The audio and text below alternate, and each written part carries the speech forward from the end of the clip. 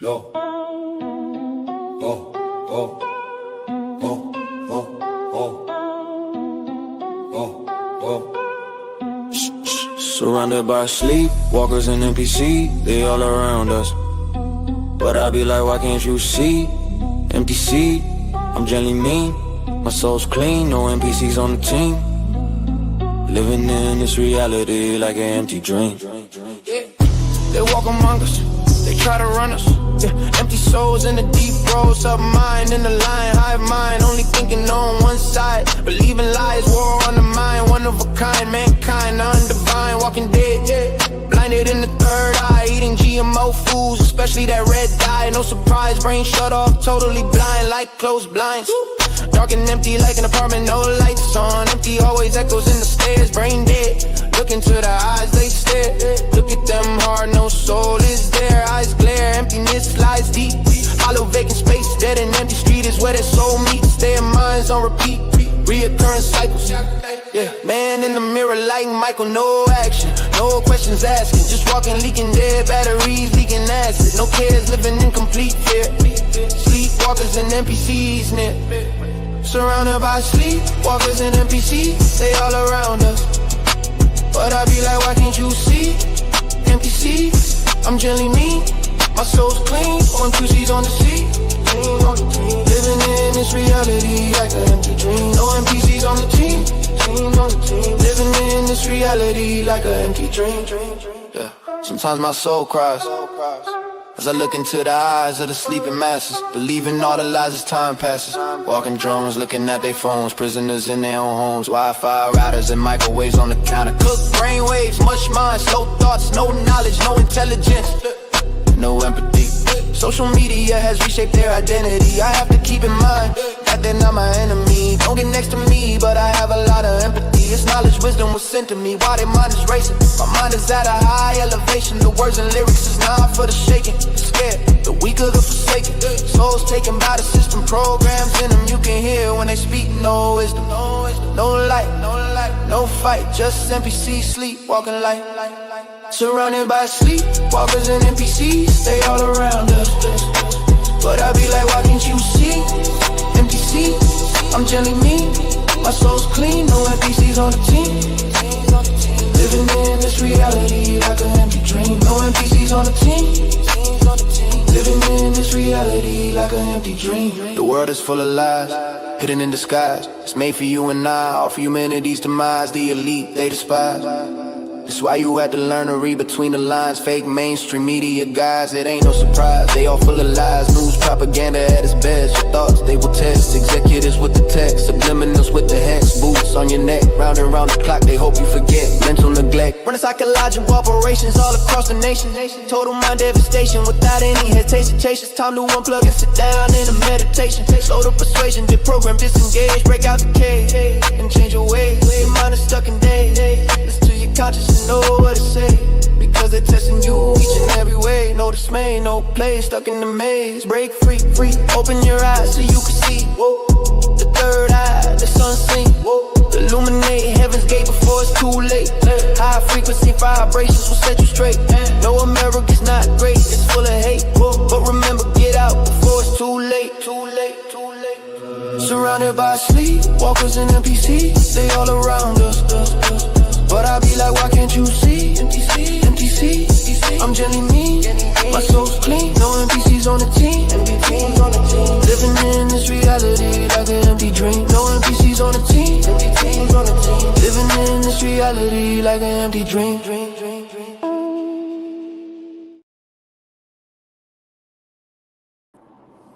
What's up, everybody?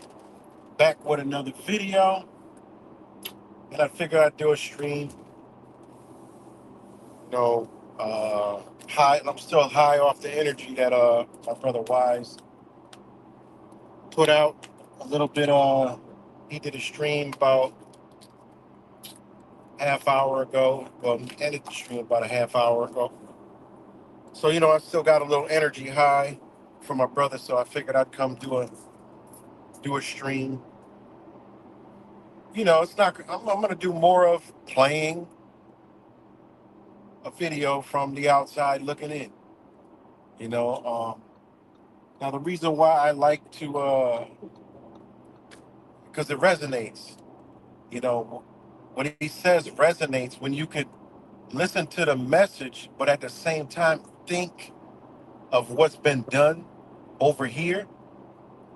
Think of the stuff you've been through. Think of the stuff that you've been through on your awakening journey.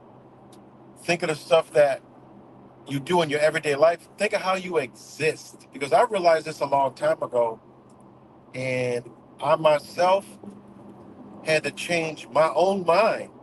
I had to unprogram, deprogram. I had to wake up, you know? And again, a lot of people are finding out, not more than many, but enough people have been finding out that you're not really awake. Most people ain't awake. Just because you know some things or the news expose it or these alternative medias expose it, like those, these people, they think they're awake, right? But you got to remember, the awakening already happened and they hijacked it, all right? When, I would say around, you know, 11, 11 to 14 in there was totally hijacked, all right? Because there was an awakening, all right? And they quickly, you know, corrupted it and used it. They knew it was coming. And then do what they do. You know? Think about it, how much of that, like we've discovered on our own journeys, not what we've seen, just like some that came to us, we went and looked and we found it, right?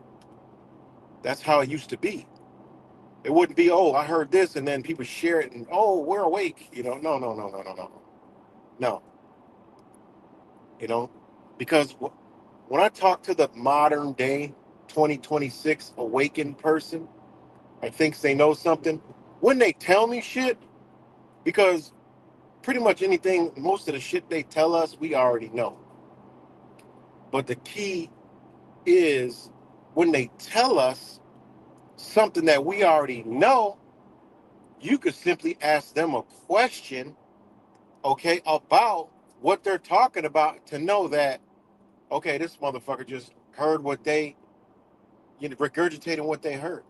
Because you already know if you found that out on your journey, you would have picked up A, B, C, and D. They coming with E. Like, okay, you got E. Yeah, sounds great. Beautiful. Sounds good. You know? But you forgot A, B, C, D, and E that you would have, A, B, C, D that you would have found before you came to your E conclusion. You know? Think about it. So, this new modern awaken, TikTok, Instagram, Reels awaken, they share some shit. Oh, we're awake. We learned this. Or, oh, we watched Tucker Carlson talk about, you know, this. And, oh, yeah, wow, I never knew that. Oh, my God. Wow, did you hear about that? Yeah. And then they go regurgitate like it's some newfound information, you know? So it's easy to, you know, realize that people aren't really awakened, you know? Because they're missing foundations, they're missing pieces, and that's just where we at, So I just had to throw that in there. Um, Again, shout out to my brother Wise, did a banging stream, real deep. Shout out to my brother. Um, so yeah, I'm still high off that energy. So I just wanted to go live. If you saw the end of the video I had, okay, it had a brawler keep right now. I don't know if it's happening in your area, but I know it's happening all over the country. But I don't know specifically if it's any in y'all areas. But with the little YNs, the little young niggas fucking shit up all over the country, all simultaneously. Now in Rochester it was warm, so you had these, the roaches. They come out. It always happens. But this year it was different. I mean, it got up to the 80s, 85. And they went. That's too hot. Coming from straight cold all winter, and you just turn the temperature up, the heated thermostat up to 85. Rochester going wild. We already know that. Rochester's going fucking crazy.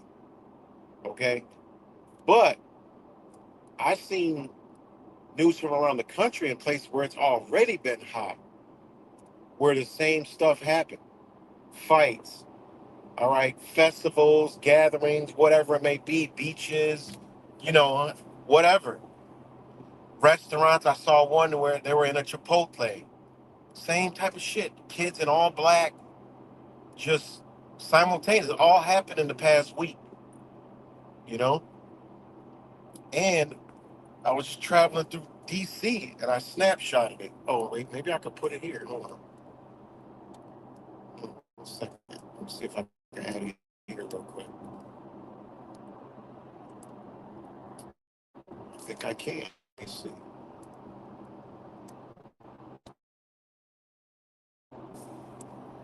And I've been sharing like things I've seen, but because the people in Rochester, that's just the land of the dead. They believe that it's a Rochester problem. I tell them all the time it's not a Rochester problem. What do you mean my connection? They won't let me up the phone, of course. But anyways, they're having a curfew in DC for the youth, a youth curfew in DC due to the uptick in violence that's been going on. Like the same type of mob type shit. Now this is happening all across the country simultaneously. And we've seen this, I think back in 2016, 2017, when the malls simultaneously across the country, everybody went to the mall and was fighting all of a sudden. All right. Same stuff. It's some kind of technology through social media, whatever, some kind of energy they put out that's happening. Okay, yeah, this right here. This is what I seen. I don't know if y'all can see it, but that was something that was going on in DC today. A curfew. I'm like, curfew. I'm like, it's kind of interesting. All right. And again, like, we gotta go. I gotta take it on a wise journey. You go deep into, the abyss. Now think about it. This is going on across the country in a lot of places. Been going on in spring break too. All right, we saw the beaches and stuff, like the craziness, right? And think about it. Could they be using some technology? It's most likely that's what's happening. And then they're slowly getting people used to, you know, manipulating people to do this so they can do stuff like this curfew, right? Get people used to it for something bigger that's coming, to where they're going to have curfews, restrictions, and other things. I mean, it's just a lot going. It's so much going on right now that we can't stay on top of it no matter what we do. All right. And again, it boils down to, Wise was talking about it this morning. Y'all know that's all I talk about. The United States is over. That's the name of this video. You know, I mean, y'all gotta understand, man. It's a wrap, man. It's just how they gonna wrap up the game. And this is what people don't want to hear. This is why people don't come on my channel no more. Two people left a comment. One person emailed me. It's like, oh, I get what you're saying. I love your channel, but all you do, it ain't my fault you fucking stressed. Don't come at me because you stressed out and I'm not, screaming love and light and like, screaming the other rhetoric. No, I'm here to tell you this shit is done. I'm still in this same place with you, telling you it's over. Okay? It is done. There's no getting around it. It's over. The United States is closed. America is open. But the US, it's closed. And they got big plans for us. And this is what people don't want to hear. You know, people don't want to hear. Like you'll even see it'll be a certain amount of people here. Then when I go there, that shit just dips off. Because they're not trying to hear it. Truthers don't want to hear it. Truthers are doom scrolling. Okay?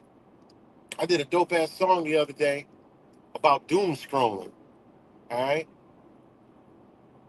Truthers are doom scrolling. You know? They're looking for their next hit of truth to make them feel better, to soothe their mind, right? Of this American condition, right? This United States condition that we all under. We all under this, right? And this is what people don't understand. Like your whole perception is wrong from the world. You know, and that's why the videos I'm gonna play, you already know it's from Shaheed, right? The brother drops the most logical truth in existence that's happening right now. He delivers it in a way like I would put him in the same category as me and Wise. More like a Wise because he's more intellectual than I am at laying this shit down, but he's precise and direct on exactly what he's talking about. So you could put two and two together in A, B, D, and D, and then what you know with a deeper mind on top of that. So that's why I like to share his videos because he just be dropping it. But at the same time he's dropping it, you could go into your mental Rolodex of your programming, of your United States programming, and see, damn, yup, because you could just look at the truthing community. And you could look at your past, but you could look at where you thought you woke up and be like, damn, I ain't never even look at it like that. I ain't never even think of it like that. I've been told y'all, there's shit I know. I can't put that shit in words. I don't know. I can't put it in words. There's shit that I know that I can't portray to you because I just can't put it into words from what I see and what I know. You know, I changed my own perspective on everything. You know, that's why I've been coming with it. I gotta let this shit go. It's just going where it's going. You gotta figure out on the other side. Don't be scared. Don't live in fear. I mean, shit. Everybody gonna die one day. You know, it's people that'll die for their block. They'll die for their rock.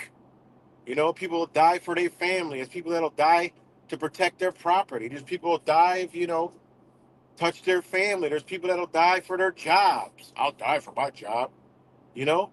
So think about it. We all gonna die one day. Fuck it. Whatever gonna happen, gonna happen. We still gonna be alive and well because we know we don't really actually die. But that's a whole nother story. That's a whole nother video for another day. You know?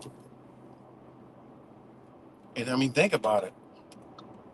I mean, these are harsh, and I get it. People don't like to talk about this stuff. You know? Oh, it's all doom, but like just like Wise was just saying, what do you want me to do? Tell you how good it? You want me to feed you? That's crazy. That we live in a time where, and this is why our perception is so fucked up. Everybody's perception is so fucking gone, right? Because we live in a time where people just want to medicate. That's why there's so many addictions. This place that needs to be destroyed, right, has so many addictions and so many like things that people need to escape. That's how bad it is. The condition is so bad that people are looking for every fucking reason to escape. You know? Even me talking like this is a way to escape. Me listen to a Wise, that's like a way, that's a way to escape for a moment. You know? That's crazy. We live in a place where we gotta just try to escape it just because it's so bad and we've been dealing with it so long. It's normal, but we know it ain't normal because our body and all our senses and our consciousness tell us, yo, this shit ain't right. And this is what it's doing to everybody. That's why so many people on drugs, so many people on, all kind of habits, can't think, anxiety. People got all kind of shit going on because this shit is morally wrong. This thing that's going on here is everything's wrong with it. And the thing about it, all that energy is now centered here. And they're trying to put that energy on us. And then what they want to make us pay for it instead of them pay for it. They want to enslave us. They want to lock this shit. They want to, man, if y'all knew what they had in store up the pipeline for us, you wouldn't be thinking the way you're doing. You know, if you ain't alarmed already, you, you should have already been alarmed before you were alarmed already. Just like why I said, this is what we've been waiting for. But I see a lot of people, that ain't what they've been waiting for. They ain't ready. A lot of people ain't ready. Me, I'm good. I'm ready. I've been ready. I told you, whenever they go down, what's gonna go down, man, we gonna be light as a feather. We might fuck around and get up and fly. We might start floating. That's how much weight will be lifted. Oh, damn, look at this going down. Because honestly, I felt good during COVID. I'm like, yo, I was feeling good. I don't understand the feeling, but it was a good feeling. Like, it was like, I really enjoy a society that is just not functioning like this. I don't know. I always have. That's why I always go to rescues. I like to help people. One, two, you meet actual real humans that disregard all of their attachments because the situation is dire. Like, that's always attracted me, you know? And I believe that's because it's just me sheds this barrier of control and it connects with human beings on a level. Any dire situation, man, people just, they don't care about race, religion, whatever you political beliefs. They don't give a, it's all about survival mode kicks in. It don't even matter, man. And those are the best situations. That's why I enjoy people talk, people come together, people just and they know that COVID was a huge test for them. Why you think 6 feet apart? You know, wear a mask, stay inside. They ain't doing that. You was the virus.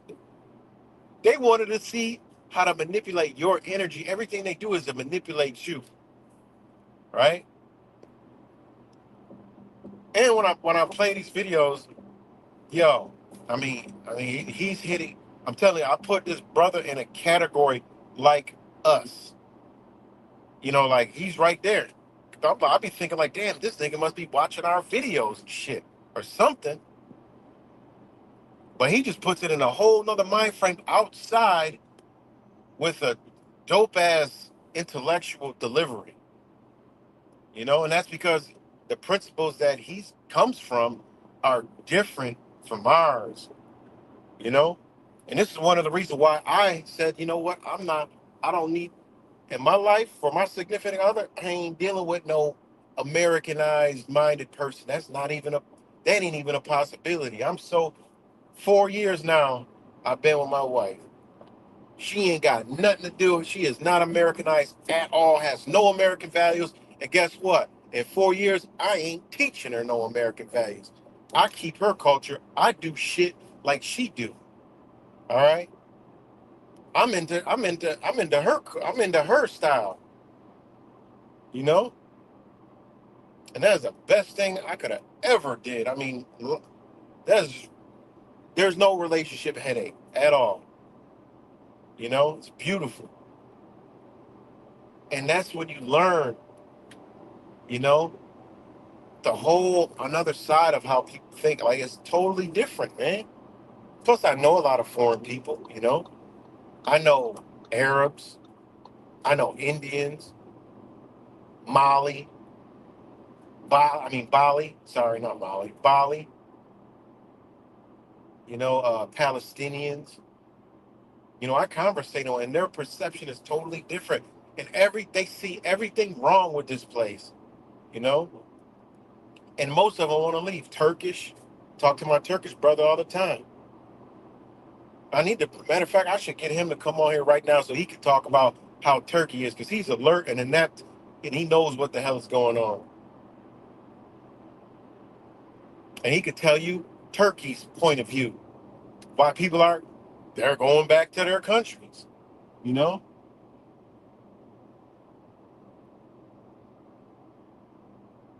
I mean, it's so bad, but I mean, when your daddy is the government and everything in it, they trained you through their indoctrination centers. And I'm going to let the brother in the video break that shit down. I might skip around, get right to the nuts and bolts, because he just goes in. I don't even want to do the first one because he kind of tiptoes into there. I want to go straight to where he just going berserk, you know? I don't want to go in order because it's, 20 minutes, 16, 23, you know? And I didn't even see the one an hour ago. The void. I mean, he just gone in. I'm gonna go ahead, take a time out. Listen to this. Listen to this. I'll play the first one later because they're all relevant. Doesn't matter which one they're in. But since I kind of on that energy, I need to just go straight in, straight ham, because this is what it is, and this is how we gotta look at this place and the people in it from the outside. And this is where I've been already.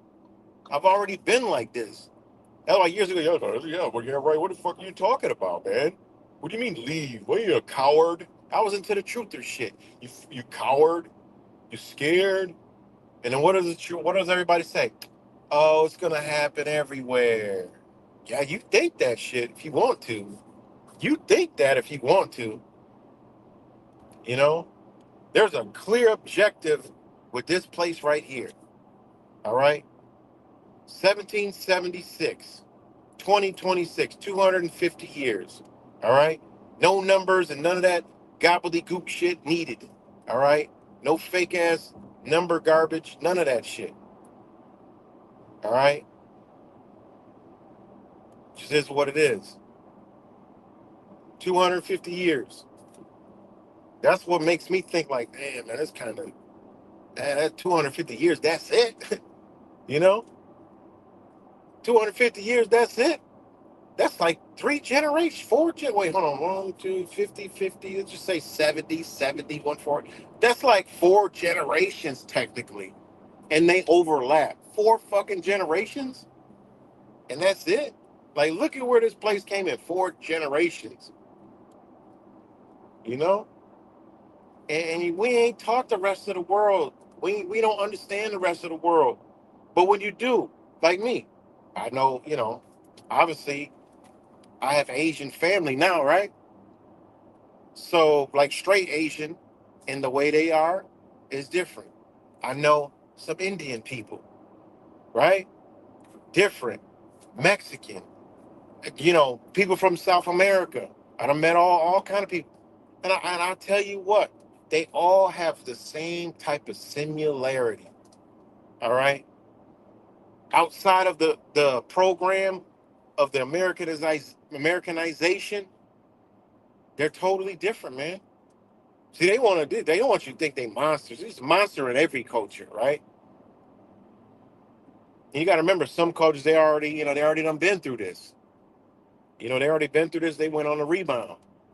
You know. But what I'm trying to say is, people have a different understanding, totally different. Basically, it's a different reality from American, and Americans don't understand that. But that's how we were trained and indoctrinated. We were indoctrinated to think this, so we could tell, somebody from Mexico, South America, whatever, or whatever, you know, and that's coming from some shit that we learned from this fucking government. Meanwhile, they don't even understand what the fuck. They don't even understand the concept, right? They don't even understand the concept at all. They got to learn the fucking concept. That's why they're so much better at working. They're so much better at networking. They're so much better at family, right? Are Americans good at family? No. Man, they taught Americans to put their elders in nursing homes, man. That is the worst thing you could ever do. I always despised that shit. All right? I always despise that. Like, nothing burns me up more than that, right? Nothing burns me up more than that. Nothing. You know what? My mom, my situation with my mom, we had fell out. But if I was to ever hear, right, before she passed, we kind of fell out, but we made up. I made amends with her before that. But if it was ever to come down where she had to go, oh man, I would have swooped right in there. No, that ain't happening. It would have been right. I would have did whatever I had to do, and that's how it's supposed to be. Americans fucking believe that's the thing. Oh, we can't take it there. Hospice, nursing homes, send them over because that right there to show you how disgusting, nasty, dirty this place is, man. And they encourage you to do that shit. And what's even worse is the healthcare system right now. I was talking to my older friends yesterday. They're like not friends, family, you know. And the shit that they just told me, man, blew my fucking mind. Because they don't do the doctor shit. But they're older, they got insurance, but they go like once a year to get a checkup just to, you know, and what was done to them yet the day before yesterday was unbelievable. And that's how bad it is here. People think the healthcare system is like good. I mean, that this doesn't even rank in the top 30 in the world, man. And its job is to get you sick, just like my wife has said, right? In Taiwan, they pay for your health care. So you think that for 1 minute they want you to come there because they got to pay. No, so their job, they want everything healthy, all the healthy food, medicines, everything natural. So they don't have to, because they got to take care of you. See, here is the same thing, but most people don't know. I try to tell them, I said, look, y'all paying $2,500 a month for their health care. I said, you don't need it. You have something. The healthcare is right in the hospital. Healthcare is free here. All right? It's free. But they don't tell you that. Right? It's free. The government has to take care of its citizens. All right? They created all this shit. They got to take care of you. They double bill you. You know, every single person has insurance. Ain't one person that doesn't. That's why the hospital has to treat everybody in there. Why do they have it? Y'all got to understand contract law and understand the laws, right? If there wasn't no contract, everything here is done by a contract. There's not nothing that exists in this system that is non-contract. All right. You go to any facility, there's a contract somewhere. What's the contract? You already got health care. They ain't gonna tell you that, but you already got health care. I tell people that all the time.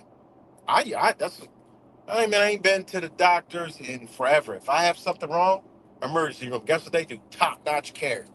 You go in there, you get everything, the top notch everything, and if something after, they send you over there.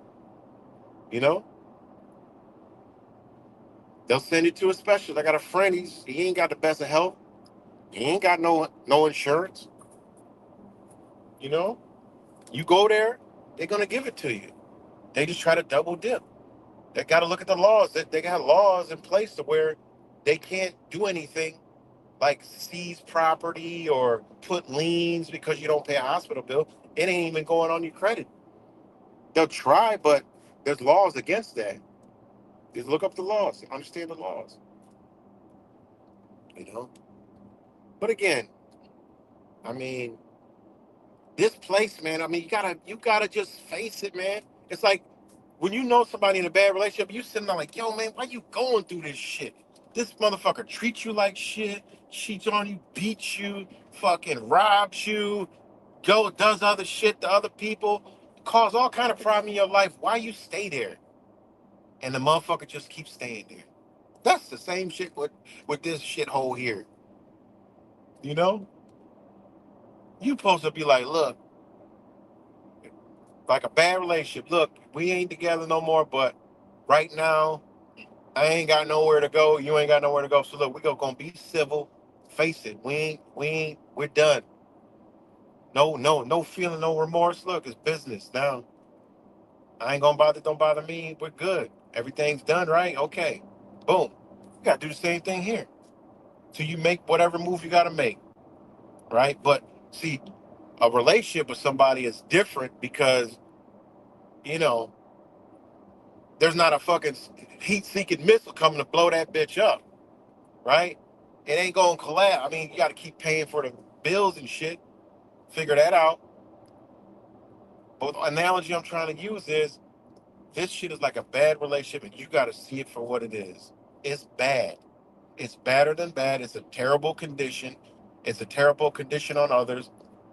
That's why everybody around you gets dumber by the day. People are dumb as fucking rocks, you know?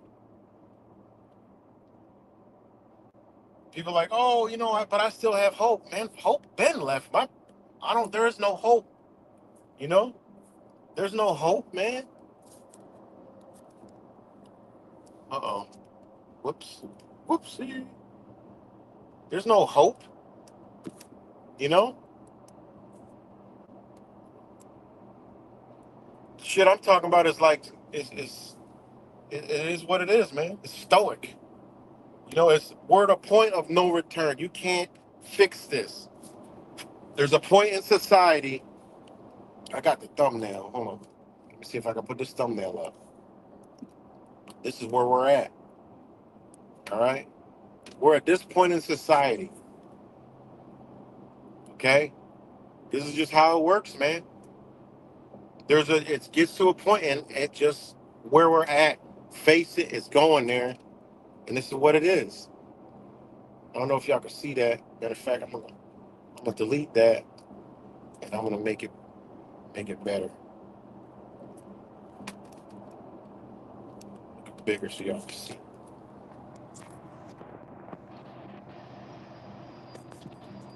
This is where we've been.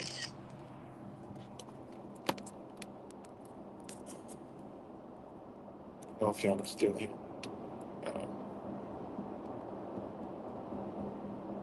Let me know if y'all can still hear me. I can see the microphone.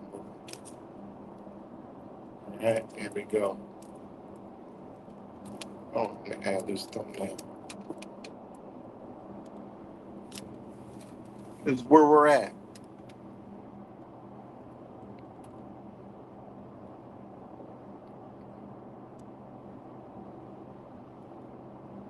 It comes up. This is where we at. Okay? You see that chart? That's where we're at. Right? That's exactly where we at. You got the corruption, then you got the democracy, populism, demagoguery, right? We're going to moral panic. That's where we're at right now. We're right at the bottom of that roller coaster, right? We're at moral panic. We're going to get to the chaos, and that's when the revision to tyranny comes. All right?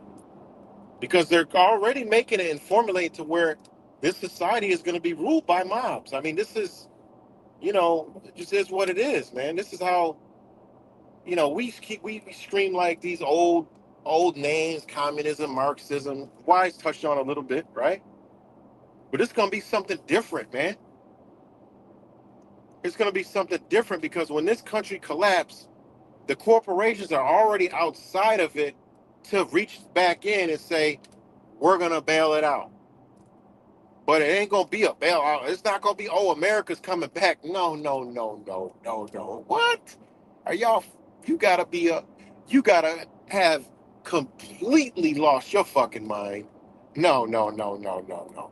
This thing comes back on some shit you ain't nothing even in existence right now to support what they got planned. Okay? We could say, oh, this and oh that, oh, it's gonna be surveillance and this, and then you're gonna have digitalized, man. Y'all wish it was gonna be like that. Man, these corporations got big, big, big plans. That's why they want to privatize everything. They want to make everything private. Private sector. They introduced that during COVID. The private sector. Oh, we need the private sector, the private sector, the private sector. Why? Because the private sector could push all their bullshit. Make you wear a mask. Tell you get fired if you don't get the shot, right? And for all the people that I'm gonna share this video in the group, fuck y'all retarded asses, right? I don't know how y'all can get. I got all the jabs because I don't believe in your fucking orange God, right? I don't believe in your orange God, you know? Which thank God that these people are getting smaller, right? Because they're getting ready to throw the MAGA puppet to the wolves, right? They're getting ready to exit stage right, like my boy Wise always say. Exit stage right, you know? Whether he gets murked off or humiliated off, it don't matter, you know? But what you got to understand is it's over, man. It's over, I kind of, me myself, I see the end game, but I don't try to, I just figure out the timeline. Fuck the formula. I'm just looking for the timeline. That's what I'm looking for, the timeline. And look, win is win, you know? But yeah, man, it's wild, man. But again, shout out to all you guys that's tuned in. Again, ain't nobody. Oh, there's I can't see it. What's good, Leonard? Shout out to you, Space Monkey. I know that's you. Golem, Exorcism. Gotta be you. You got a certain footprint. And Captain Capital. Can't see that right now. Shout out to you, Capital Blooded. Who else is up on here? You know, like I said, a lot of people they ain't like what I was talking about. I got a few messages and I got some emails from some people. They said, "Yo, man, we love much love, man." Da, da, da, da, da, da. You know, they just ain't like it because I'm not about to feed the. It is what it is. So I ain't feeding the. I'm not the truther. I'm not. I ain't no truther. You know, I play with AI. I got Starlink, and so yeah, I'm not your truther. Don't lump me in with them fools. They're asleep. Keep scrolling, get your dopamine hits, your doom scrolling hits, and just keep it moving. You know, I'm still here. I still do what I do. I just do it on other platforms through different algorithms, shit like that. You know, but the same walls is closing in, and the same shit that I've been saying. And it is what it is. But anyways, I'm about to play a video. Like I said, man, I'm gonna get straight to the one where he just shredding ass and on the reality of things. And this is just is what it is, deep shit. So I'm gonna get a good part. Yeah, this one's short. Is the only thing that's keeping you safe. Wallahi, you had better hope and pray that the Muslims stay on our religion. Oh if yeah. you have any sense at all. You No, can't hold us back. I'm gonna go up part two. And this is some real shit right here. This is deep shit. And this is true. You gotta look at it like that. It's a different understanding. People don't understand. If if people can't take themselves outside of their perception, this ain't for you. This is the message that ain't for you, because you can't think outside your box and mental prison that they have put you in. I can see it clearly.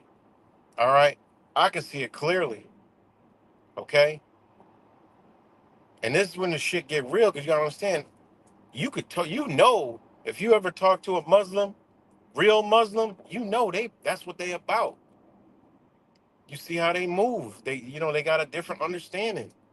But they know that you got to understand. Then you also got to understand the religion. That's why they want you to think it's so evil, right? Because they want you to do the dirty work. They want you to do their dirty work, because that's some powerful shit. Original Christianity is powerful, and Muslim Islam is super powerful shit.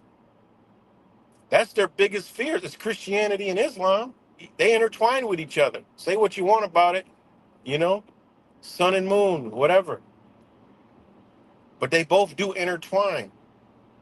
But one has been destroyed and uprooted. One is the original that's always been, right? And them got some strong foundations. And when you know somebody that's into Islam, you can see those foundational builds right in them on how they act. You know, you got to understand Islam. People don't understand Islam. Be trying to talk to me about this and that, and about, Muslim, the Quran and the Islam, and Muslims are like, you need to do this. They need to get out of this country. They're setting up all this dumb shit, and don't realize these people don't even think like that. Like you are wasting your fucking breath, because one, they don't think like that. Two, I know the government put every thought in your mind that you got that's coming out your motherfucking mouth. And I can tell them, I know you won't go to a mosque. I went to a mosque plenty of times. I had a partner when I used to sell cars with a Turkish guy, right? Well, I went to the mosque a couple times. Met heads of the mosque. I used to sit in the office, in a Christian and a Muslim guy used to sit there, and they used to go back and forth having friendly debates all day. And I tell you what, which one is more of a upright human being? Definitely wasn't the Christian guy. So it is what it is. But anyways, let me play this video.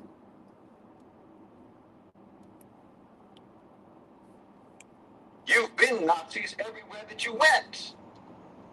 In fact, the fact that you single out Hitler just proves your hypocrisy. It just shows exactly what you're really about, what you're really like, because the only unique It's about thing to start. Hitler, It always plays a segment of the last video. It's about to start. It wasn't about the violence, not the violence. There was nothing unique about the violence. You never objected to the violence. You objected to it being the wrong victims.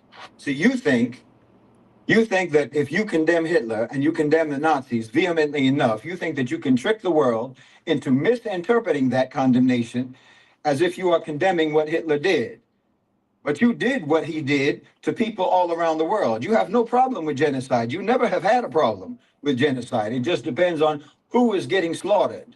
The transatlantic slave trade, where you forcibly removed approximately 12.5 million human beings from Africa over the course of 4 centuries, and millions of them died on those ships in transit over to you, and their survivors, their descendants, were subjected to generations of systemic dehumanization until today, legally, institutionally, religiously justified and upheld by that so-called civilization that produced your so-called enlightenment, your declarations of the rights of man, your universal human values and so forth, your Bill of Rights. That same civilization, that same people at the same time, in some cases, the same individuals who wrote those beautiful words, those founding documents, they themselves owned other human beings as property. And you now, revisionist, you call it a contradiction. It's not a contradiction. It is the operating code expressing itself very clearly.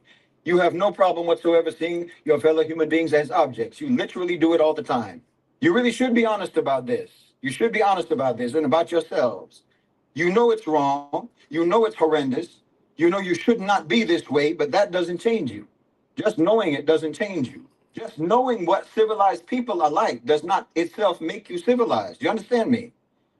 Just knowing what morality is, or that morality is a thing, that doesn't itself make you moral. Your so-called civilization is a certain kind of a way, and it has made you that same kind of way, and you have to recognize this in yourselves. But I know you won't. I mean, there are wrongs that you have committed that literally cannot be undone, that cannot be made right. And when there cannot be restitution, there can only be retribution. You understand me? Because the debts have to be paid one way or another. I mean, in North America, like I've talked about before the Europeans came, the indigenous population of that continent was estimated to be over 100 million people. And by the end of the 19th century, the US census counted only 250,000 or less than 250,000. How do you fix that? How do you make that right? Whole indigenous nations wiped out, erased, gone. Who would you even pay restitution to? You were a cataclysm. You were an apocalypse for those people. Do you understand me? The survivors were placed on reservations, which are by another name, concentration camps, before that name or before that term was created. And your culture produced cowboys and Indian mythology. You understand? Cowboy and Indian mythology. And you turned the genocide into entertainment. And you taught it to your children as adventure stories. La hawla wa la quwwata illa billah. I don't think you even understand. I don't think you even can understand how monstrous this is. And in the 20th century, within living memory, just the last century, the century of your so-called modern post-enlightenment human rights declaring civilization, the West, you produced 2 world wars and killed estimated 90 million people in those 2 world wars combined. The Holocaust, that was nothing but where your character and your instincts intersected with your technology. That's all that was. And Hiroshima and Nagasaki, you vaporized civilian populations in just 2 flashes of light, wiped them out. And until now, you rationalize it. The napalming of Vietnam, 3 million Vietnamese dead, 3 million people dead. Agent Orange contaminating the gene pool for generations until now. Then you had in the 1990s, the sanctions against Iraq in the 1990s, where the United Nations itself has to. So you see how much damage that we forget that have been done by the hands of the people that put their energy into voting. And you ask a voter about this shit, they'll say, "Well, that was that was before." Don't realize it's the same fucking system, the same fucking power, same fucking energy. Just think about that, man, and think of what we sitting in. It's 300 million so-called people in the United States, and you know how many bodies, right? That these people that run this place got on them. Man, it's crazy when you think about it. So for people to think that, I mean, ain't none. I think this place might have the worst that this planet has ever seen coming to it, from what it's done. And the same people that did that are gonna do that shit. That's the crazy part. Because the countries, they don't think. When you hear war, you think Russians, Iranians, Iraqis, Afghanis, all these places, Vietnam, Japan. You think that these motherfuckers think like this? Think of all the civilization they don't wipe the fuck out in countries they took over. Ain't none of them countries ever try to do anything in retaliation. For what? They're not gonna, they know it's an entity, it's not the damn people of the country. But American, they think, oh, we gotta go to war, we gotta protect our nation. From what? The fuck is wrong with y'all? From what? Who? Where? Where the boogeyman at? They create the fucking boogeyman. Where the boogeyman at? You know? Think about that.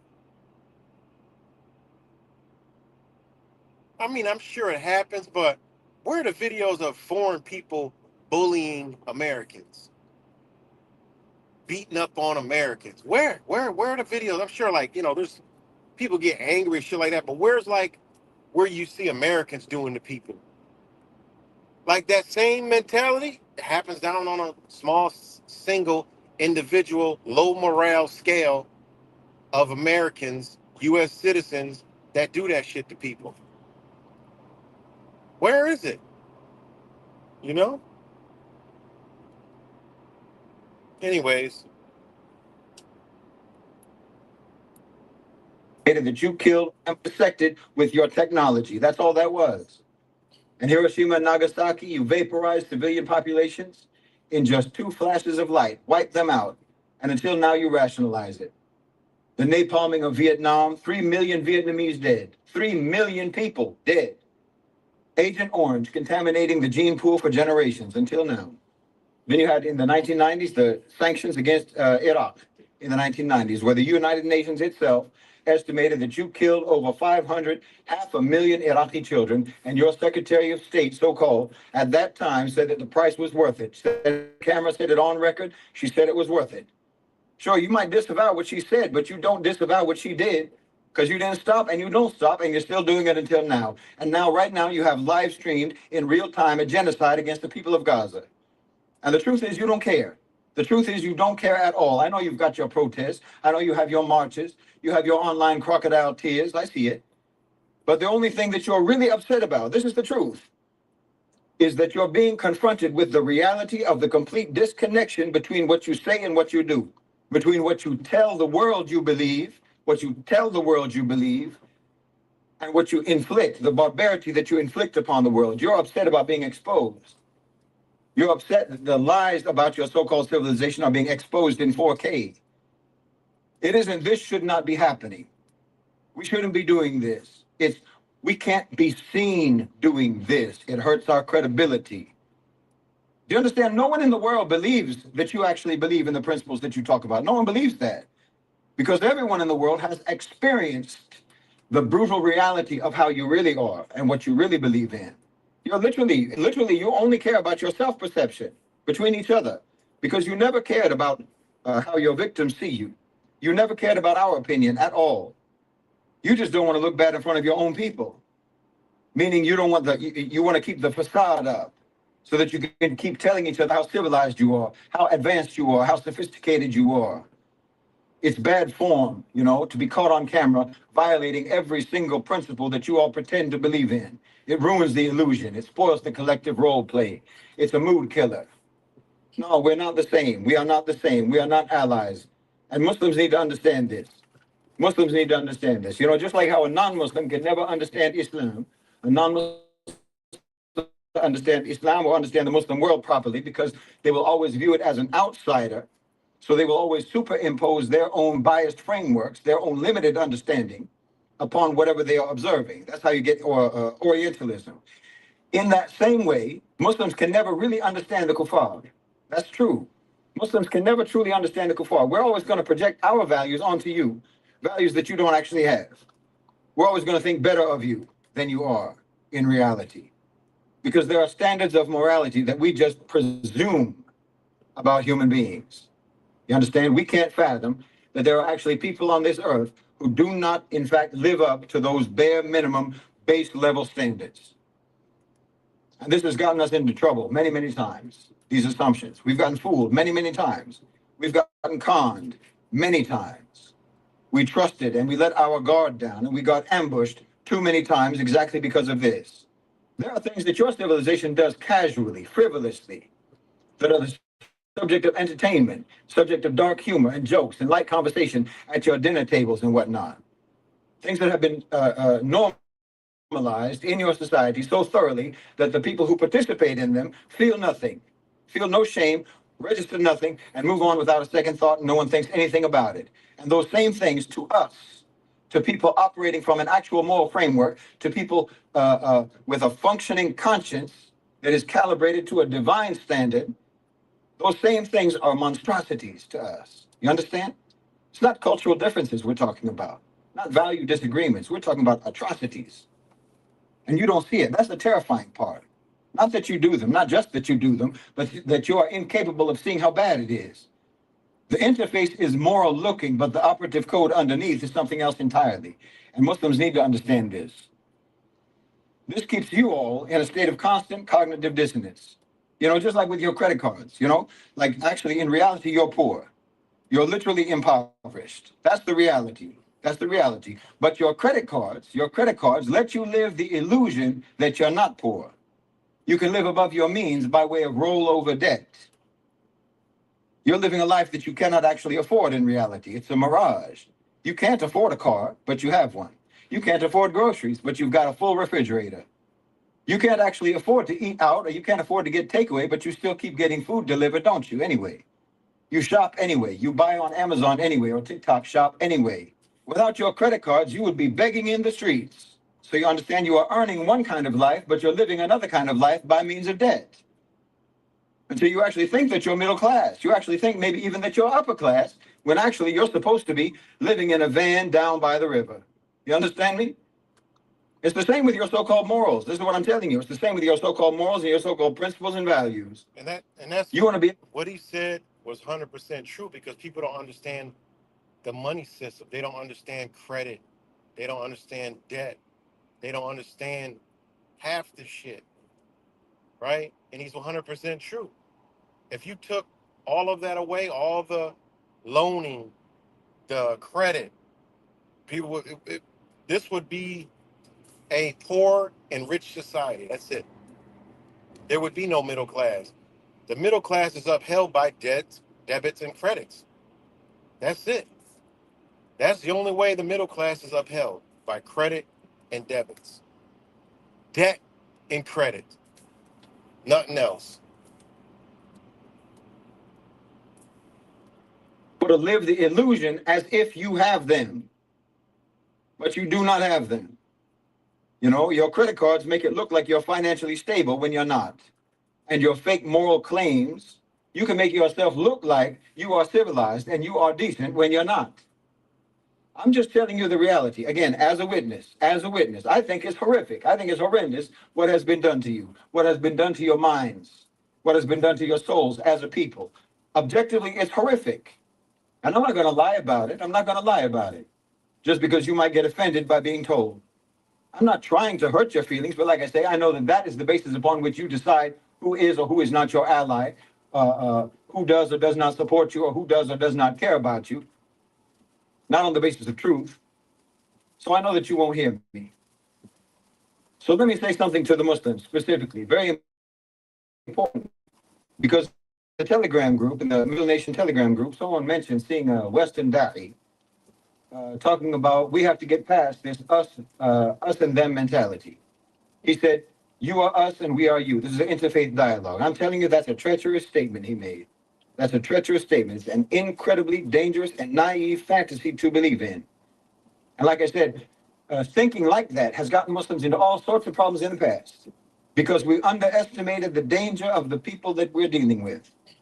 So let's be upfront about this. We're all human beings. Alhamdulillah, we're all human beings. We're all part of the same human family, the children of Nabi Adam alayhi salam, no doubt about that. But we are not the same as them. No, there is an us and there is a them. Both of those things exist. And we can say that without it being a hostile statement. It's not adversarial. We say it as a statement of fact. And we, as Muslims, we understand that us and them can coexist. Our history demonstrates that. Now, this is where he about to go real deep, right? But what I want to pay attention to is showing you the perception that most people in the United States can't even understand. This is probably going through a lot of people's ear and out the other side because they have a mindset where they cannot think outside of an American mind framework. Just can't. They just don't. They just like, this is shit that can't even be registered in the brain. But he's about to drop some wild shit.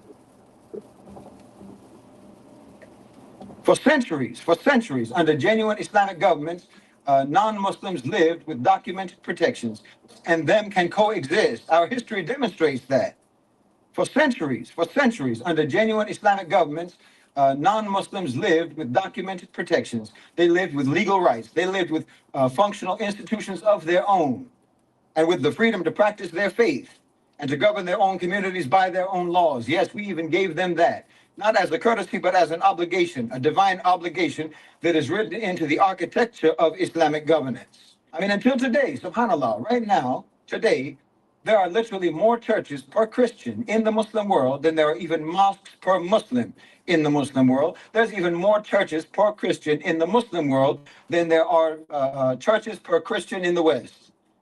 When Salah ad-Din retook Jerusalem in 1187 after 88 years of Crusader occupation, what did he do?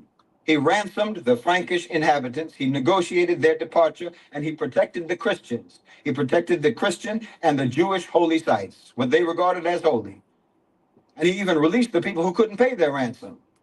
And when he retook the city, he sent his own physicians to go and tend to the sick among his enemies. This is all documented. This is all historical record. That's how we are. Alhamdulillah. We are a magnanimous people. We are a merciful people. That's us. Contrast that with what happened when the Crusaders, when the Christians took Jerusalem in 1099.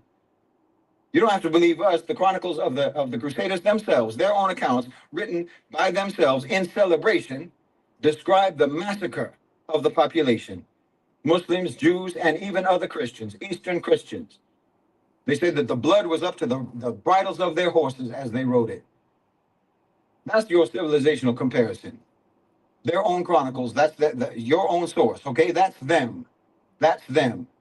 When Rasulullah sallallahu alayhi wasallam entered Mecca, after years of persecution, after years of torture, after years of exile, the murder of his companions, the boycotting of the Muslim community, when he finally entered in full authority with 10,000 Muslims, he issued a general amnesty to all the people who had done all of that to him in the past and to the Muslims in the past. And he didn't do it as a strategy, he did it as a command of Allah subhanahu wa ta'ala. That's your civilizational comparison. That's us.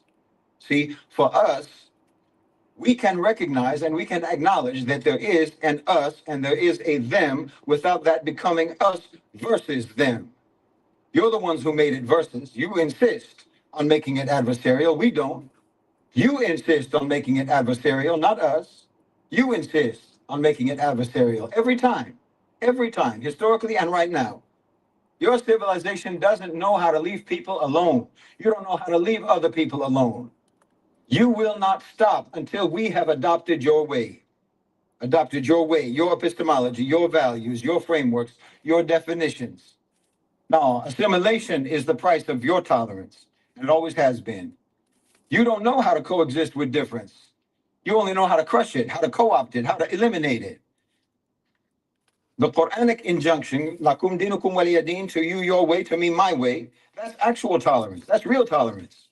Not inclusion that is contingent upon ideological compliance.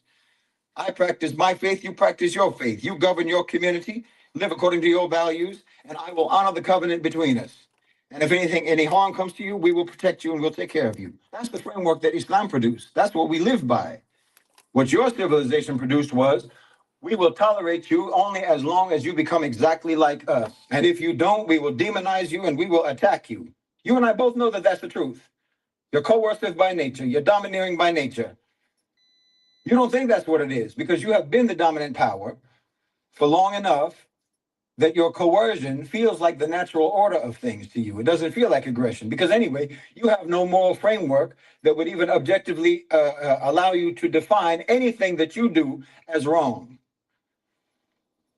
There's a moral void at the center of your civilization, at the center, at the foundational core.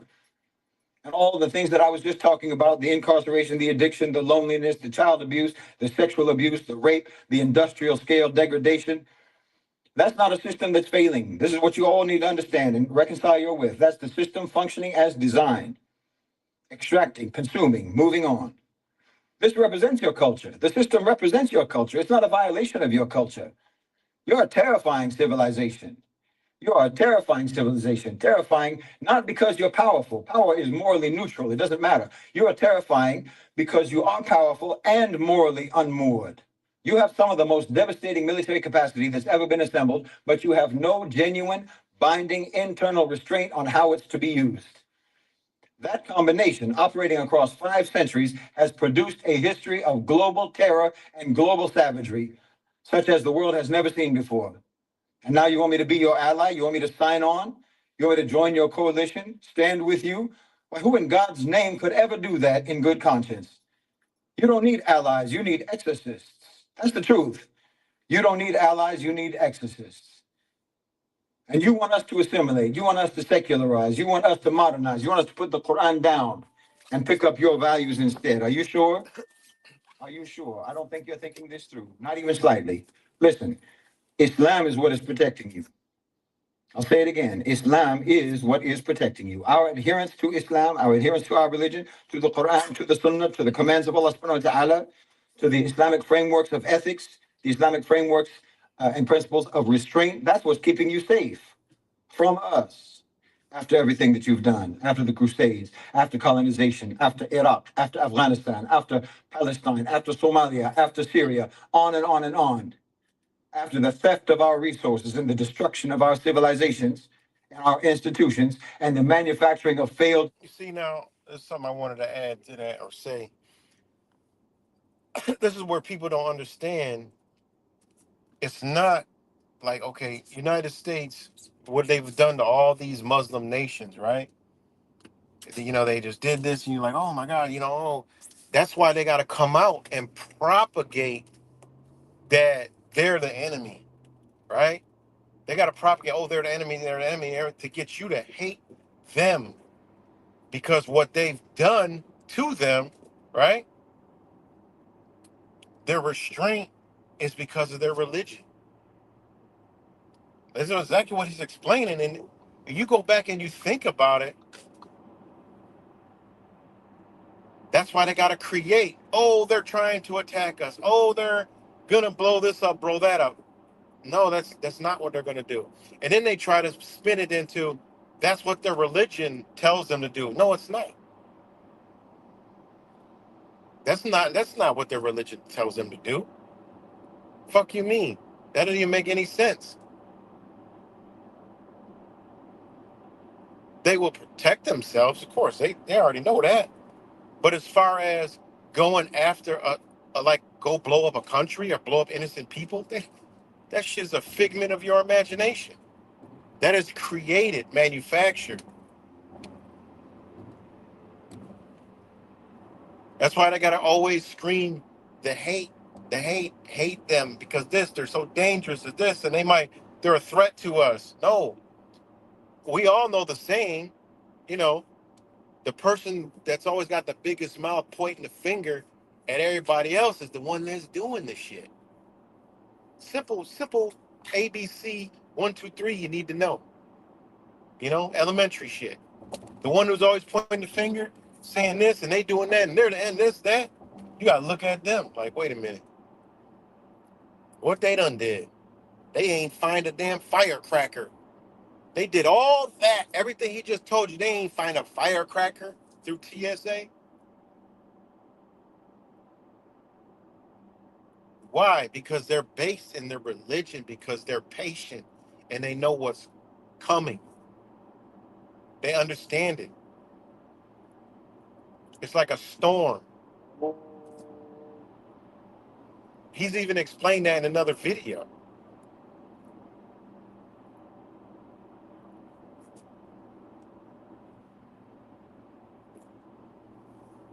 States, after the drone strikes, after the torture programs, after Abu Ghraib, and the ongoing present tense dispossession of our brothers and sisters, and the genocide in Gaza, not to mention your atrocious crimes that you committed against others. And that list, if we went down that list, it's too long to even recite. After all of that, and with full awareness and knowledge about all of that, we're still here. Still operating within the limits set by Allah subhanahu wa ta'ala and choosing patience and choosing the deen over our feelings. And you want to take us away from that, really? You want us to operate like you? You want us to act on our racial and our ethnic and our nationalistic identities without the moral guidelines of Islam? Do you understand the Ummah is approximately 2 billion people? That's about 470 times bigger than the population of the United States of America. The entire Western Bloc. You're talking about the United States, you're talking about Europe, you're talking about Canada, you're talking about Australia. You combine all of those people, it's maybe around 1.1 billion people. Well, the Muslim world is nearly double that. And these are not people, we're not talking about people with the Muslims who have abstract theoretical grievances. These are people with living memory, you understand me? With parents and grandparents who experienced what was done, who remember what was done, parents who lost their children because of you, with ongoing present tense wounds, open wounds, real, documented, verified, undeniable wounds, going back for centuries and continuing until right now.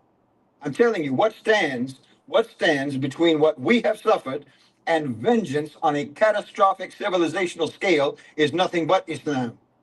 The Quran and the Sunnah, the divine command to prefer patience, to prioritize stability, to pursue coexistence, to exhaust every alternative, to honor our agreements and to protect the innocent, to restrain our hand even when our hand is justified.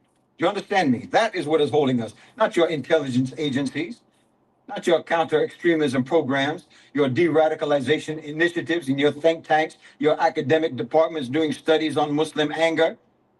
You know, you're actually out here trying to stop Muslims from following Islam, while Islam is the only thing that's keeping you safe.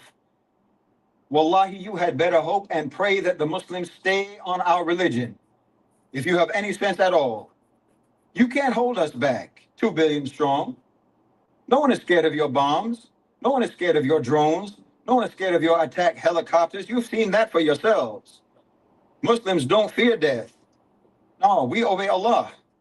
And that's what's keeping us calm and controlled. If Allah subhanahu wa ta'ala did not hold us back, if our commitment to Islam did not hold us back, nothing would. Think it through. If you had any sense whatsoever, you would actually be funding programs to strengthen our Islamic knowledge, not disconnect our people from it.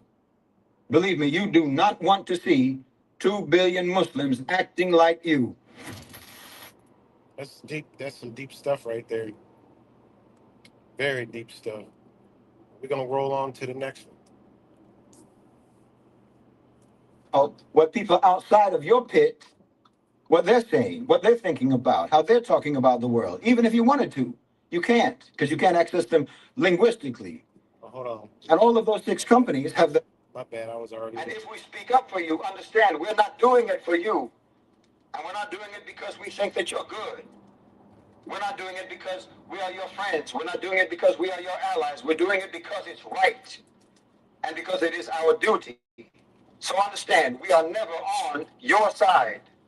No matter who you are, we are never on your side. We are only concerned, exclusively concerned, with being on the right side. So like I said, understand what I mean by them or by us and them. Because very often, I've noticed this in the comment section on my videos. People often think that when I talk about them, I just mean so-called white people. People think I'm using Western as a euphemism for white. That's what many so-called minorities in the West think. And usually so-called white people think that by them, when I say them, I'm exclusively referring to the people in power, the rich. All right. Now this video right here is a good video because he breaks down the perspective and the issues of how bad we've been programmed and how bad people are programmed. Like this is broken down like 1984 style. So check this out.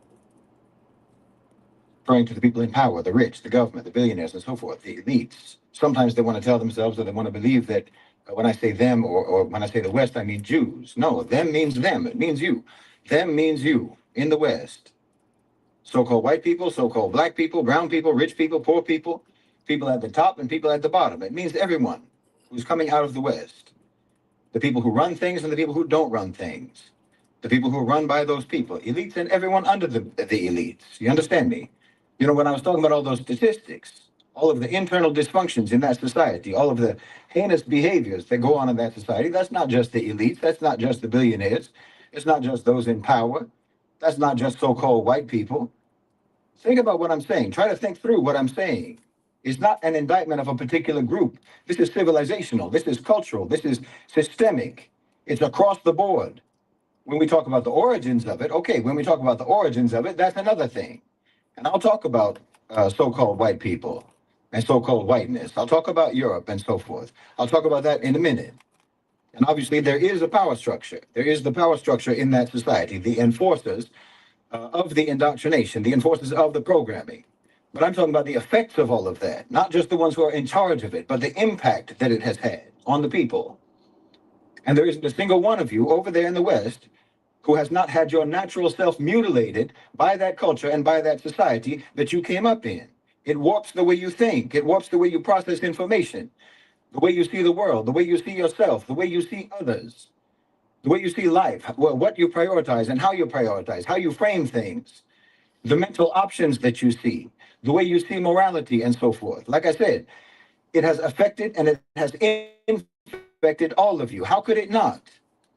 I mean, when we talk about psychological decolonization, for example, when we talk about psychological decolonization, we're talking about excavating the indigenous mind from Western programming. And that's talking about people who are living in their own countries outside of the West. So even people in all different parts of the world, people in different parts of the world have been affected and have been infected. So what about the people who actually live over there, live their whole lives over there in a completely contained and insulated, controlled environment, subjected for generation after generation to myths and propaganda and fairy tale versions of history, subjected to simplification, manipulation, self-justification, rationalization, indoctrination, and stupefaction. Literally, generation after generation. Your grandfather was born and raised and lived his whole life. Your father was born and raised and lived his whole life. And you were born and raised, and if you don't do something about it, you're going to live your whole life basically at the bottom. You can think about it this way, at the bottom of a very deep and a very narrow well, a pit, a hole in the ground. And you only see from inside that pit. That's all you know of this world. You never saw the land. You understand? You never saw the trees, the mountains, the rivers, the sea, or anything. But the last generation that lived and died down there, they told you that this is all there is. So you now have a very skewed perspective. You have a very skewed version of reality. How could you not? How's a human being supposed to develop like that, in a situation like that? No, I'm not talking metaphorically. Understand me. I'm not talking metaphorically. When I say indoctrination and I say brainwashing, that is exactly what I mean. I'm not speaking metaphorically. I'm not trying to be dramatic or hyperbolic. I mean that a deliberate and a sustained process has been applied to the population of the United States of America over generations, using every single institution available to produce human beings who cannot think outside of a pre-approved set of conclusions. Human beings who do not think like most of the people in the world think. You understand me? Who don't behave like most of the people in the world behave, and whose view of the world has almost nothing whatsoever to do with how this world really is. I mean, what is indoctrination? What is indoctrination actually? It's not just when someone lies to you. You know, someone lies to you and maybe you even know that they're lying. That's just lying. You can deal with that. You can deal with that. No, indoctrination is when someone gives you a false picture of reality and you accept it as reality itself, not as a perspective or an opinion about reality, as the actual thing, as actual reality. You think that you're looking at the world and you're actually looking at the walls of that narrow pit that you're in. And you think it's the horizon. You understand me? The reason that America is so effective, why this is so effective in America, specifically in America, is because they have more resources, more technology, more reach, and they have more incentive to do this than any other society in human history. It's essential to their whole project. I mean, just look at the machine that's got you trapped. Look at the machine that's got you trapped. The machine that has had your brain, has had your heart, has had your mind trapped your whole life, tightly trapped your whole life. Your life, and like I say, the lives of all of your predecessors. They've had you in a vice grip. I'm telling you, you're just like a lab rat in that country. Yes, just like a lab rat. And they've been running an intergenerational experiment on you, injecting your mind with hallucinatory drugs, mind-altering narcotics, shrinking your cognitive functions little by little by little. Again, generation after generation, watching how you mutate, studying how badly they can deform you, studying how much of your humanity they can graft off of you, how much of your soul they can deflate before you become completely inert. You know how Jeffrey Dahmer, he tried to inject chemicals into the brains of some of his victims because he wanted to see if he could turn them into automatons, turn them into zombie sex slaves. Well, Uncle Sam has been doing that to you. Uncle Sam has been doing that to you. That's right. You're not a population, you're a science project. You're not a nation, you're a psychological experiment to see how much you can take and still be human. I told you that the way you are itself is evidence of what has been done to you. And it has been done systematically. I mean, who owns the information that you receive? Think about that. You know, you go to your phone, you go to your television, you go to your radio, you go to your newspaper, you go online. Where's that information coming from? What's the source of that information? Did you know that it's just 6 companies? 6 companies. In 1983, it was 50 companies. 50 companies controlled most of American media. And that 50 companies, that's already a ludicrously small number. But by the time you got into the 2020s, that number was down to 6, only 6. 6 corporations control about 90% of what 300 million people watch, what they read, what they hear, and what they think about, and what they talk to each other about. 6 corporations. And each one of those corporations is owned by people who have very specific interests. And those interests are not your interests. And those interests determine what you see and what you don't see.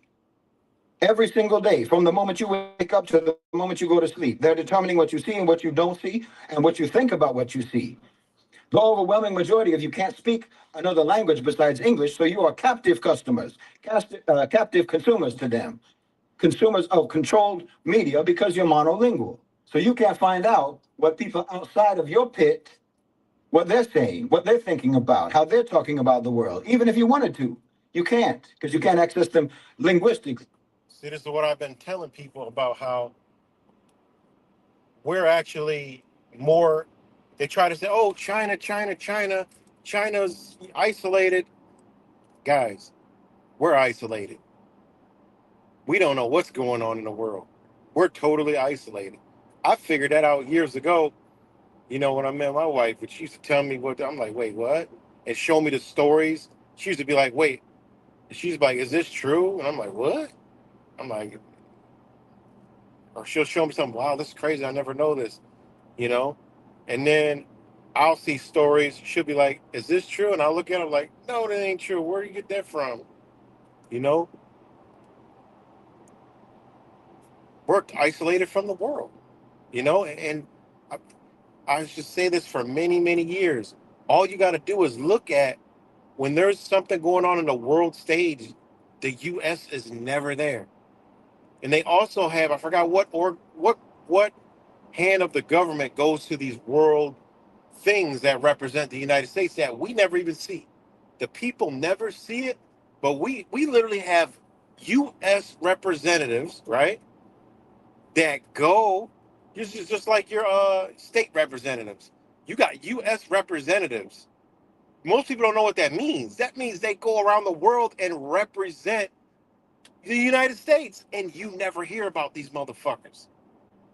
Because, one, all those news medias are never going to go there because the world knows that they don't report news.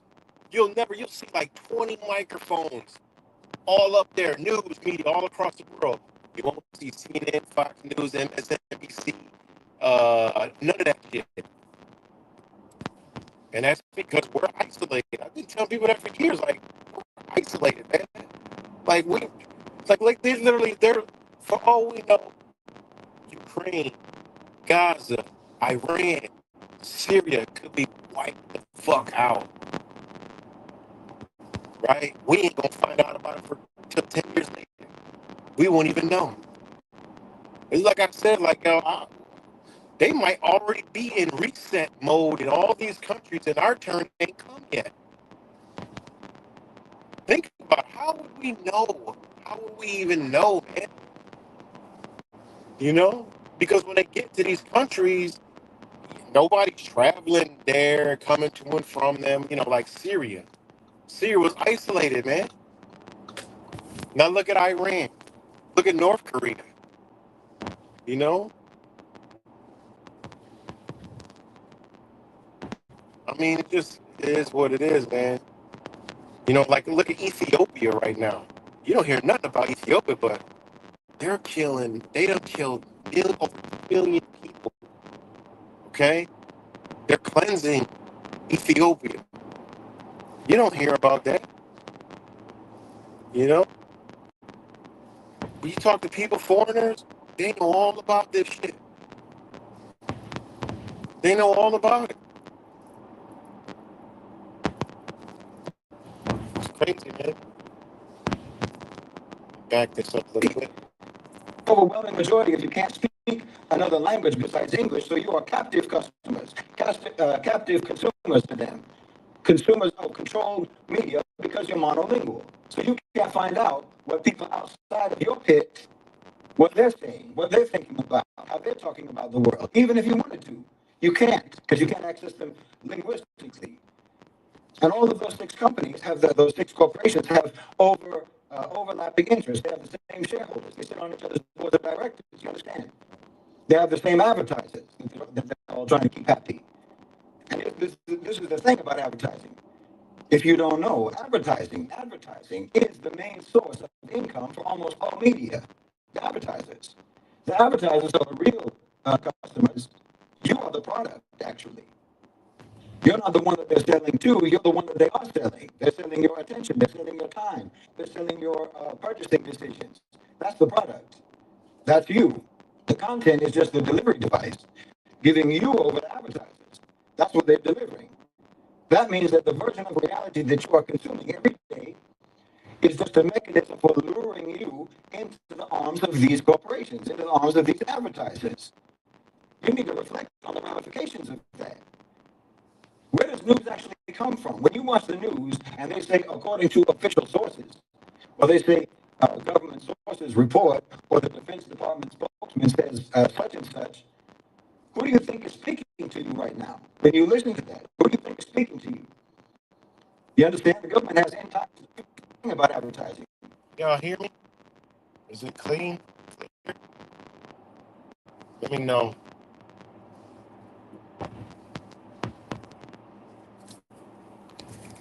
Let me know if y'all can hear me. Like this.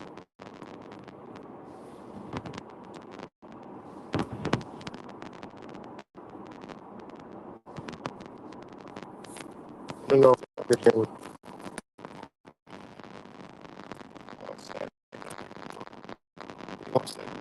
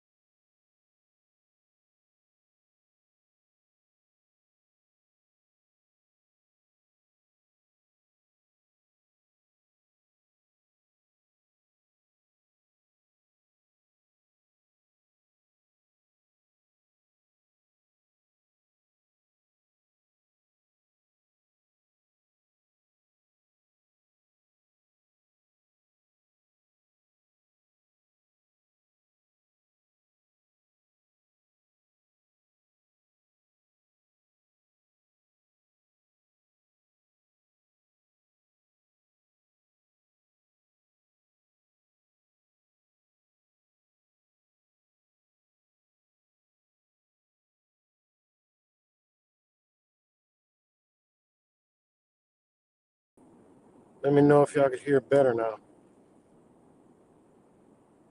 Let me know. Let me know if you can hear better. I'm gonna rewind it a little bit.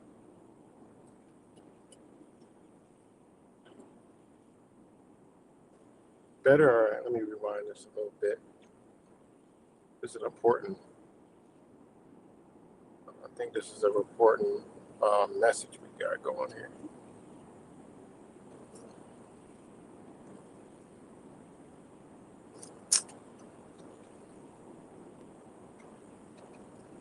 Oh shit, it ain't gonna work like that. Because I'm connected in. Let me see.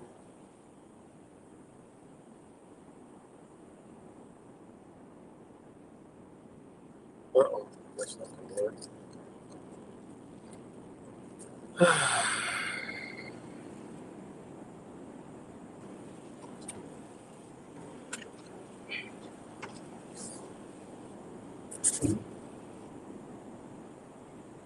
don't know if it's gonna work. No, I don't know if it's gonna work. I had to switch. My phone is hot. So try this again.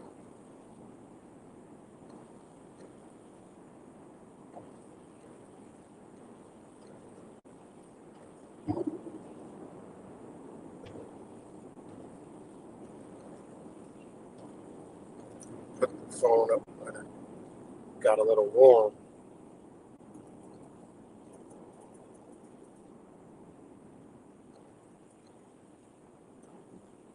One second.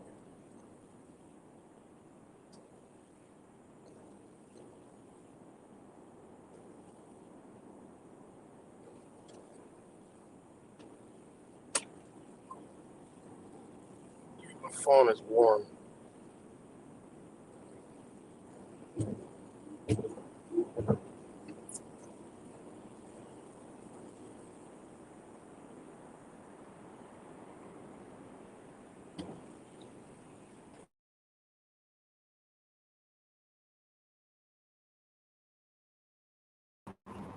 All right, let me know if you can hear me now. If I'm good. Get back on. Let me know if you can hear me.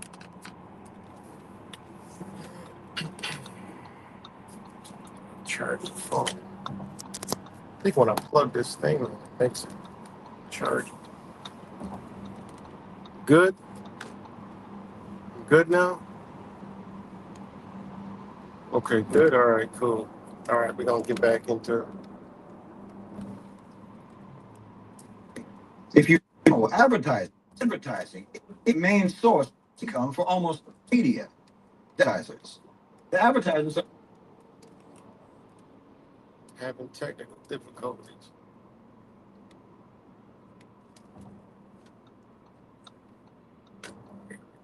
corporations have overlapping interests, same shareholders on each other's boards of directors. You understand? Oh no. They have this.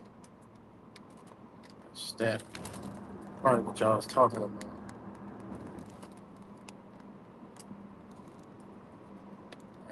Let's try it again.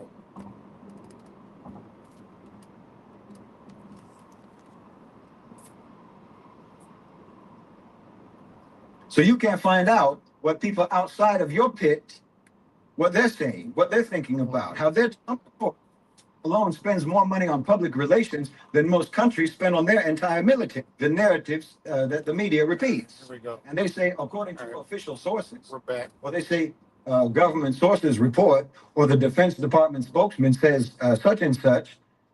Who do you think is speaking to you right now? When you listen to that, who do you think is speaking to you?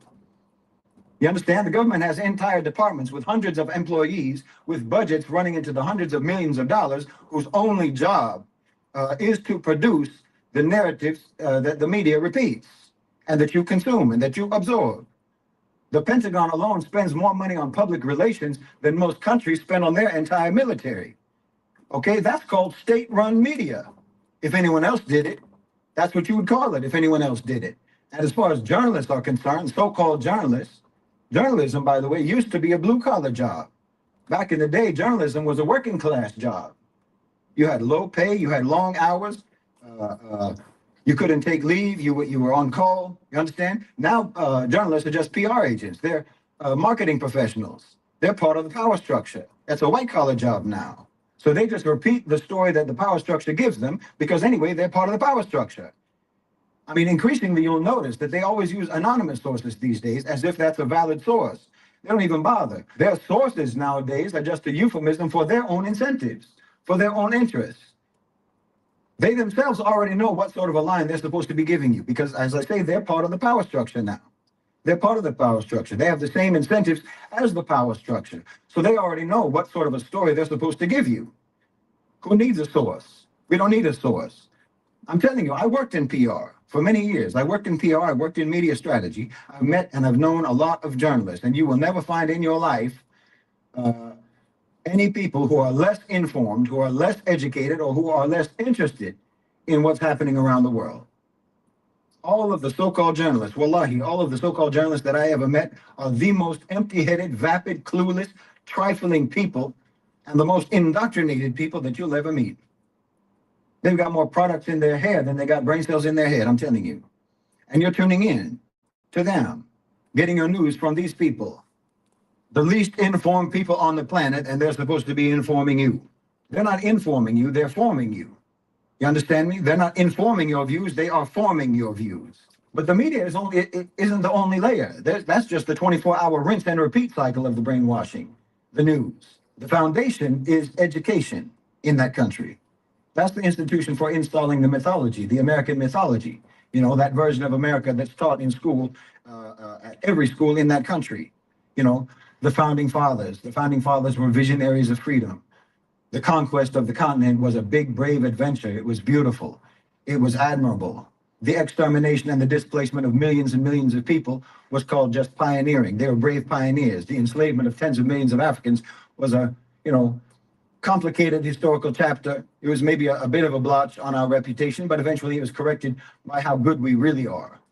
And every single war that America has ever fought was a war for liberation, for humanitarian purposes. And every atrocity that they ever committed, if it is ever acknowledged at all, that was a regrettable mistake. And always done with good intentions, always done with the best of intentions. We regret it, but you know, it's an anomaly. It's something that doesn't really reflect the real values of the country. Santa Claus and the Easter Bunny. That's what they're teaching you. George Washington and the cherry tree. I cannot tell a lie. Give me liberty or give me death. The first Thanksgiving, the first Thanksgiving. All fabrications. Johnny Appleseed. Do you remember that one? You know, Johnny Appleseed, some happy-go-lucky, big-hearted pioneer sprinkling apple seeds across the post-genocide American West to give all those brave settlers apple trees to eat from. Look at these fairy tales, these fables that they tell you. Do you know that was a real man, by the way? John, I think, Chapman. And he planted apple trees, he did, but for profit. He was a land speculator. You understand? He planted those trees as a way of claiming property. Land of the indigenous people, after they had been ethnically cleansed from that land, he planted trees there, and then he claimed that land, and then he sold it to the settlers for profit. He used the apples to make alcohol. Your history is like if Santa Claus was based on a real person from history, but in real life, that person was a home-invading pedophile rapist, and you mythologize him as a jolly old fat man giving presents to kids. That's your history. That's what you do with your history. Or you turn a baby-eating rat into the Easter Bunny. That's your history. That's how you do. The alchemy of turning blood into Kool-Aid. And then you all drink that Kool-Aid just like in that Jim Jones cult, committing mass mental suicide. You're not taught anything about your actual history. You're given a story like if Jack the Ripper was turned into a Disney romantic musical film. I mean, speaking of Disney, have you ever looked into the source material for those films, for those movies? They're grisly. I'm telling you, they're macabre. They're sadistic. But you don't do like normal people would do, you know, shudder and recoil and bury those demented stories as far as possible from the eyes of children. No, you pretty them up. You pretty them up. You make it cute. You put a ribbon on it. You sugarcoat the cyanide. Exactly the same thing that you do with your real history. Exactly the same thing you do with your real history. You have picnics in the shade of lynched bodies. I mean, many of you know that they lie about your history. You know that they lie about your history, the history of your country, and beyond that, in the history of Western so-called civilization. You know that. Like telling you that Athens and Rome invented democracy and what have you. While there were democratic or proto-democratic political systems in India, there were proto-democratic or democratic systems in Turkey, in Carthage, which is modern-day Tunisia. They had that hundreds of years before Athens did. You know, many of you know anyway, that your whole history is a lie. You know that. But you don't think about what that means. You don't think about what it means. Understand, it's like if you married someone who has had extensive cosmetic surgery. I mean, they changed everything. They've changed everything. Everything about their face now is completely unrecognizable. Everything about their face, everything about their body, they literally changed everything, okay? To now, they are completely unrecognizable from how they naturally look, okay? You know that they had procedures. You marry them knowing that they had procedures. You know that they had work done, right? But it doesn't occur to you. It doesn't occur to you that since you don't know what they really look like, since you don't know how they used to look like, you don't know what their natural appearance really is, it doesn't occur to you that you now have no idea whatsoever what your child is going to look like. You understand? If you have a child with someone who has completely changed their appearance beyond recognition from what their genetics, how their genetics made them look like, well, you don't know how their genetics is going to make your child look like. You understand me? But you should at least know, you should know that any child you have with this person is not going to look anything like the version of that person that you've got. You understand me? Well, that child could come out looking any kind of way. There's only so much your genes can do. You know? Well, he's got my eyes, but I have no idea where the rest of that came from. You understand me?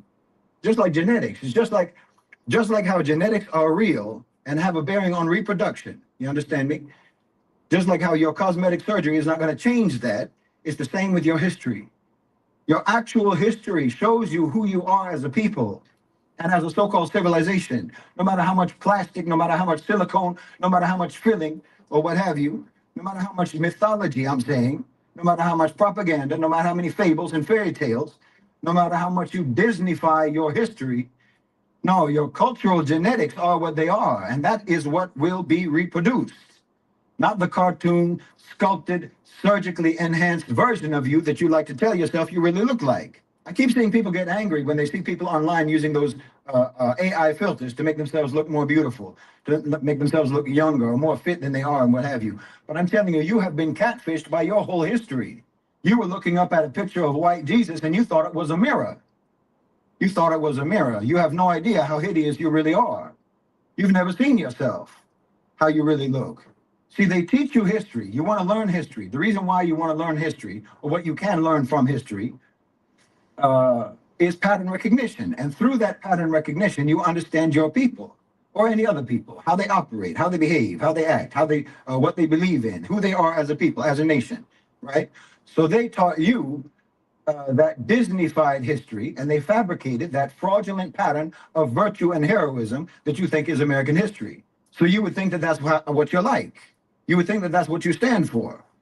And they did all of that to cover up the real patterns, the real beliefs, the real behaviors, the real so-called civilization. Because the real history, if you look at the real history, the real pattern is catastrophically consistent for America throughout their history, for the West overall. And that is what it is. It's a pattern of pillage, a pattern of cruelty, a pattern of greed and inhumanity. And every instance that you point out, if you point out an instance of that inhumanity, they'll say it was an anomaly. Well, they've had one anomaly after another without interruption for centuries. That's called a pattern. It's an anomaly if you don't attack someone. It's an anomaly if you don't torture people. It's an anomaly for you if you accidentally, through no fault of your own, completely unintentionally act according to your stated values. That's an anomaly when that happens. Don't get defensive when I tell you that. Don't get defensive. That's not the solution that you have been trained to think it is.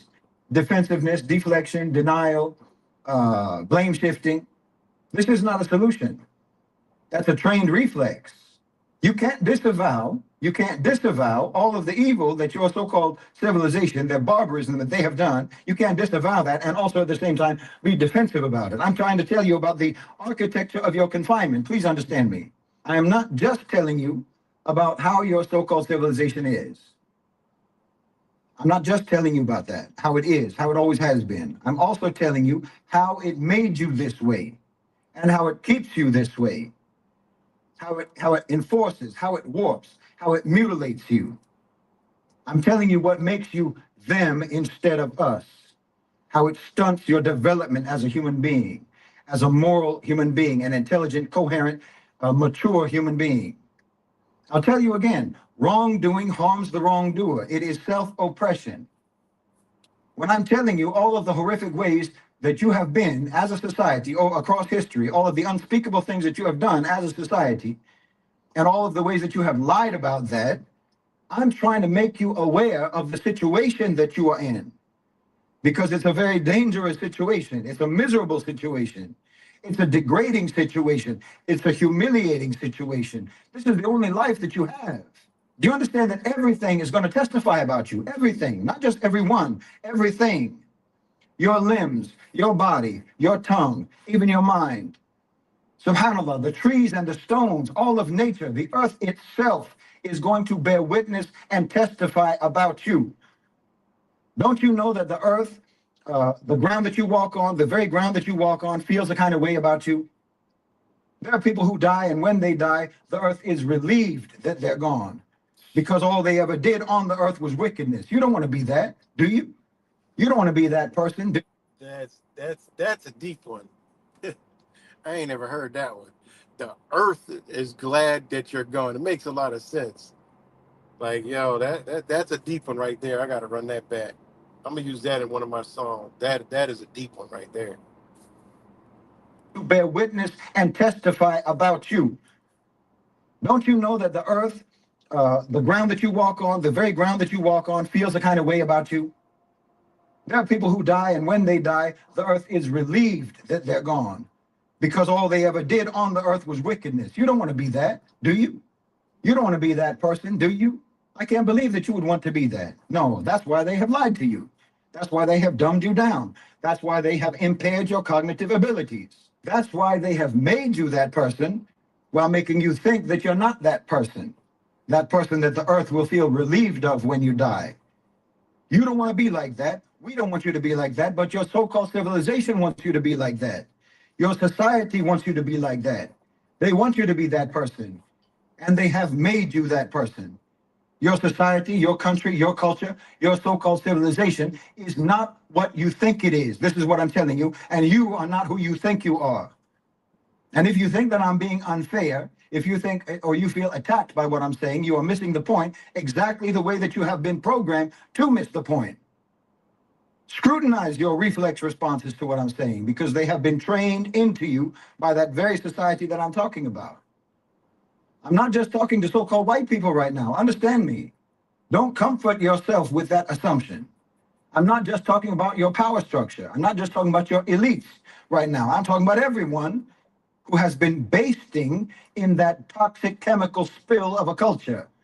I'll get to white people. I'll get to that. I'll talk about that. Just stay with me. That's powerful. I'm powerful. That's some powerful crap right there. You know, ain't dropping nothing but the truth. When you look at this society, on how we were bred, raised, taught, schooled, trained, you know, think about it, how bad it is, man. They dumbed us down. Look at society now. Nobody knows what's going on or could even comprehend what's going on. And when they actually recognize it, they don't want to comprehend what's going on because what? It's too damn dark. Just got done talking about that on Wise Channel. It's too dark. They don't want to. They don't want to hear it. They want some more nullification. They want some more something to hide it. You know? So yeah, man, I'm probably I had another stream. I was gonna do another playback. I mean a live album listening. So I might push it back later. But yeah, that's all I got for right now. But shout out to everybody who tuned in. Thanks to my brother Wise who gave me the little energy to, inspired me to make this video. So shout out to that brother.